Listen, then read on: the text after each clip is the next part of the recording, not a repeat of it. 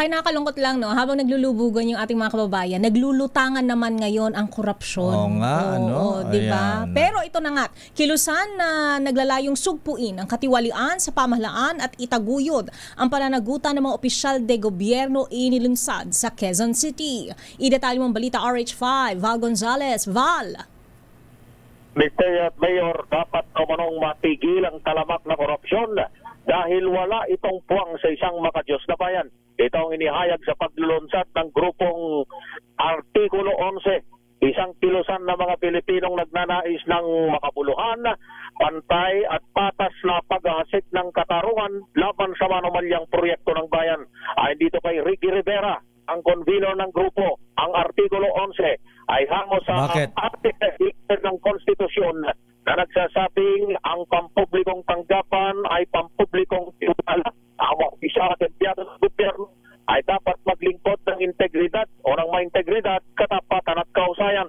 Kasama sa mga bumubuo sa Artikulo 11 ay kinabibilangan ni na dating Congressman Edwin Tintada, ang acting president ng Liberal Party, Attorney J.D.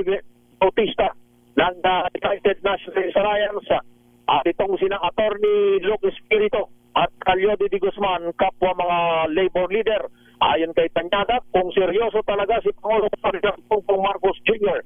na tuldukan ang katiwalian sa gobyerno, dapat aniyang tumikha ito ng isang komisyon na mag-iimbestiga para dito at huwag gayang bawin ito ng mga mambabatas na aniya ay sangkot sa katiwalian sa pagsimok ng President Marcos.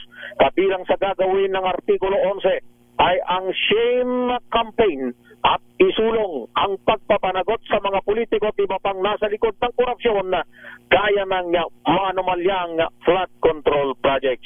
Ako si Val Gonzalez, DZRH, una sa Pilipinas, una sa Pilipino. Maraming salamat, Val. Butit shame campaign lang, ha?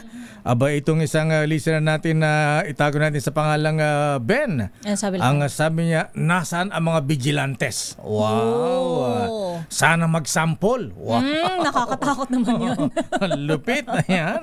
Sigaw natin noong kampanya, kung walang korap, walang mahirap.